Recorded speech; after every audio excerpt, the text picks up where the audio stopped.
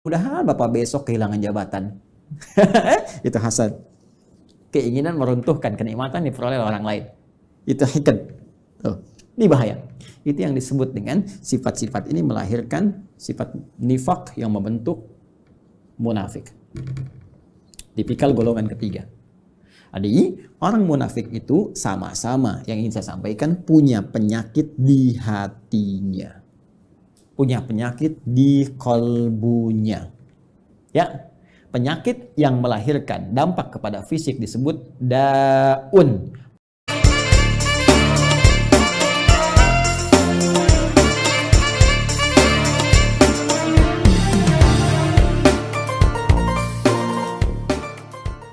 Sekarang yang aneh, ada yang terlihat seperti terbuka. Baik gitu. Tapi ternyata hatinya berpenyakit. Nah, penyakitnya ini berbeda dengan penyakit-penyakit yang kufur tadi, penyakit-penyakit yang fasik tadi. Yang ini lebih kronis sifatnya, karena tidak nampak secara langsung dari perilaku. Kalau yang kufur nampak langsung dari perilaku. Ya, penyakitnya dari fahsya misalnya muncul apa? Pornografi, nonton gambar-gambar yang tak bagus, video-video yang buruk, yang itu pornografi itu akan membawa kepada tingkat yang lebih serius. Bahkan nanti ke LGBT ini riset dari riset ini nanti. Jadi kalau dari mohon maaf tuh pornografi itu candu yang sangat luar biasa, itu pornografi itu lebih bahaya dari narkoba. Narkoba itu sudah bahaya, ya, apalagi pornografi naik nanti itu pengantar kepada LGBT, itu yang paling bahaya, ke atasnya lagi. Nah ini teman-teman sekalian, itu fahsya, kata-kata kotor, jorok dan sebagainya. Ya, mencuri, membunuh, merampok dan sebagainya itu mungkar. Nah, perbuatan fasik, penyimpangan itu karena sifat-sifat tadi, fahsya dan mungkar. Nah, munafik itu samar sifatnya. Ya, kalau fahsya dan mungkar itu membentuk perilaku. Orang maling kan mencuri, kelihatan perilakunya ada. Tapi kalau munafik itu perilakunya kayak baik, sikapnya baik. Padahal kebaikan itu dibangun oleh sinyal-sinyal yang kotor dari nafsunya. Itu penyakitnya, penyakit yang sangat menarik. Berbeda dengan penyakit-penyakit biasa. Apa di dalamnya? Seperti riya misalnya, hasad misalnya, ya hiqd misalnya, dengki, dendam, riya, sum'ah dan sebagainya. Ini penyakit-penyakit seperti ini. Berbeda dengan penyakit yang ini. Nah, riya ingin kelihatan pamer, ya, ingin kelihatan dermawan. Dermawannya bagus tuh, dermawan bagus. Ya, bagus dermawannya. Cuma ingin kelihatan dermawan, jadi nggak bagus. Jujur bagus, ingin nampak seperti orang jujur, jadi nggak bagus. Sabar bagus, ya, tapi ingin kelihatan oleh orang seperti orang sabar, itu nggak bagus, ya kan?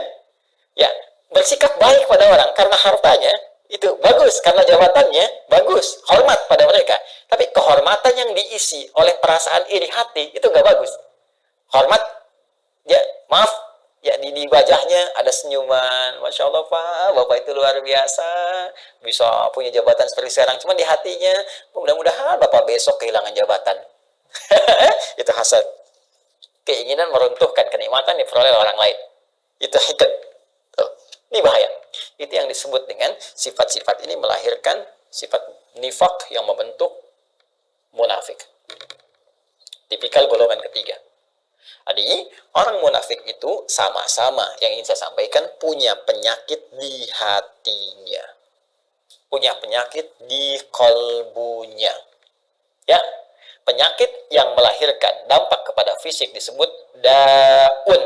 Penyakit yang melahirkan dampak kepada jiwa, sumbernya dari kolbun disebut maradun.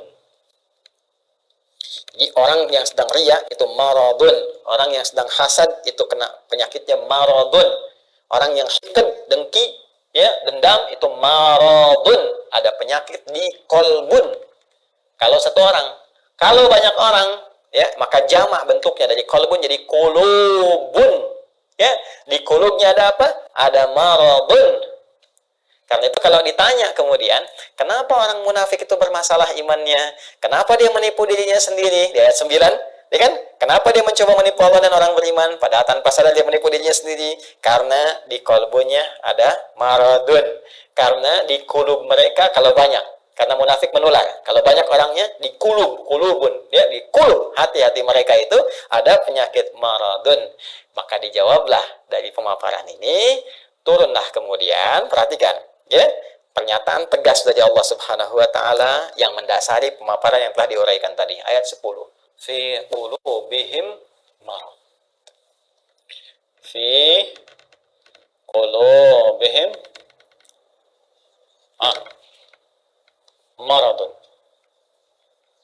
Ada fi qulubihim marad. Yang paling menarik di ayat ke-10 ini, yang Allah tekankannya itu yang ini, khabarnya. Untuk menjawab pertanyaan di ayat 8-9 tadi, ketika Anda bertanya, kenapa sih orang munafik ini imannya bermasalah? Ya, masalahnya apanya sebetulnya? Kan kelihatannya seperti orang baik. Di mana letak masalah di imannya? Maka Allah tekankan, hei, masalahnya di hatinya itu loh, ada persoalan. Di jiwanya. Ada masalah besar di hatinya yang nggak sama seperti orang normal. Ini orang nggak normal, kelihatan baik, tapi hatinya berpenyakit. Kan? Ya, ini yang ingin ditekankan. Di persoalan utama orang munafik itu ada pada jiwanya. Ini, kembali ke sini tadi ini. Ini yang sedang dikuasai oleh setan dengan penguasaan yang sangat dahsyat. Sehingga nggak nampak seperti orang-orang fasik. Nggak kelihatan seperti orang kafir yang menutup diri, yang jelas perilakunya. Ya, jelas nih, arahnya jelas. Ini samar kelihatannya. Kenapa? Karena ada bahaya di sini nih. Dan bahayanya apa? Jenisnya. Anda bertanya lagi, apa ya Allah jahat? Jenisnya apa? Bahayanya apa? Penyakitnya bagaimana? Marad nih. Fi qulubihim marad. Nah, ini ada penyakit-penyakit samar yang nggak nampak secara langsung, nggak kelihatan. Ya, nggak kelihatan, tapi lewat perilaku itu bisa terdeteksi. Nanti yang bisa melihatnya adalah nilai-nilai keikhlasan. Benar nggak nih? Saya mau menyumbang Pak untuk renovasi masjid. Kelihatannya di sini ada renovasi. Oh iya Pak, Masya Allah, Alhamdulillah. Sampai sini masih bagus. Berapa Pak kebutuhannya? 5 miliar. Nggak usah. Biar Pak, nggak usah buka sumbangan. Biar saya aja yang nyumbang. Kan? Sampai sini masih bagus. Benar Pak? Iya nggak apa-apa. Ikhlas Pak karena Allah. Bismillah. Nih 5 miliar. Tapi mohon Pak ya, nanti pas Jumatan dikasih tahu bahwa saya mengatasi semuanya ini. Kalau perlu di akun Bapak sebarkan dari Sabang sampai Merauke. Nah, mulai muncul. Jelas ya? Nah, ini hal-hal demikian. Nanti kalau ini dikuasai terus, dipelihara terus, maka mulai nanti muncul tindakan-tindakan anarkis dalam kehidupan. Terbawa nanti.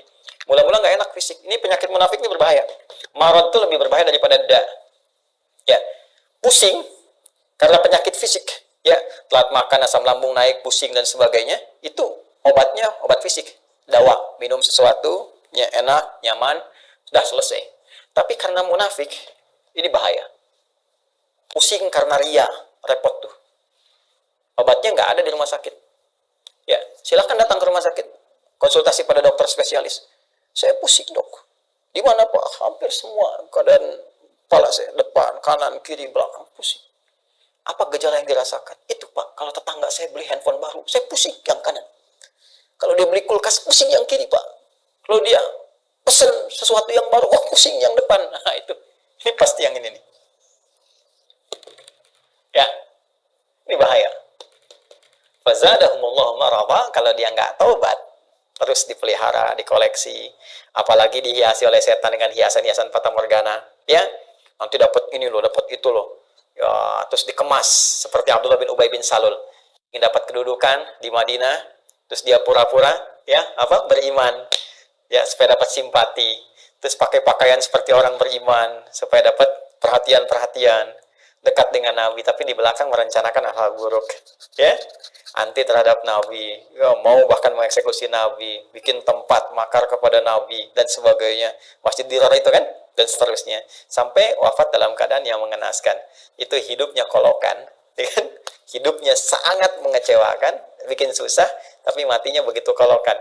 Dan itu kan sifat yang menular terus tanpa batasan, waktu, dimensi dan sebagainya, terus naik dia. Makanya kalau ditemukan lagi kekinian misalnya, itu hati-hati. Ya, ini saya sampaikan sekali lagi untuk kehati-hatian ya, bukan menghukumi satu dua pihak. Hati-hati cara membacanya, jangan salah. Kalau salah baca berarti Anda pun sedang dikuasai oleh setan, cepat ya. Dan saya berdoa mudah-mudahan Allah membersihkan hati kita. Awas, hati-hati ya, kalau ada kedudukan, ya, harta benda dan lain sebagainya, kalau ada sinyal-sinyal seperti itu, maka setan sedang mulai masuk.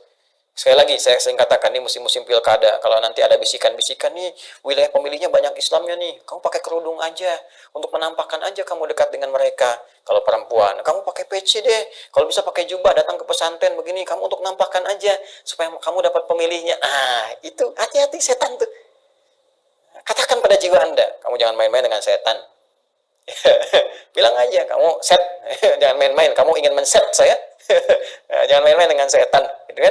Kalau saya mau muslim, saya jadi muslim yang sesungguhnya. Saya pakai peci-peci beneran, bahkan ini menjadi momentum saya untuk bertobat kepada Allah. Kalau saya dipilih, saya akan jadi pemimpin yang benar. Ya, saya akan dipilih pejabat yang benar. Jadi muslim yang benar.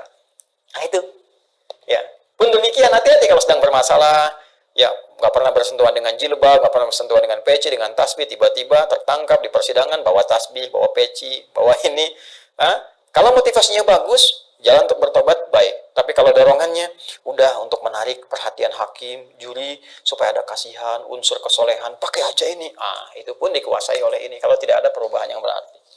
Ya, ingat saya menyampaikan, ya, sebagai gambaran objektif, karena dari dulu ada seperti ini. Kalau muncul lagi sekarang, berarti kita bisa hindari.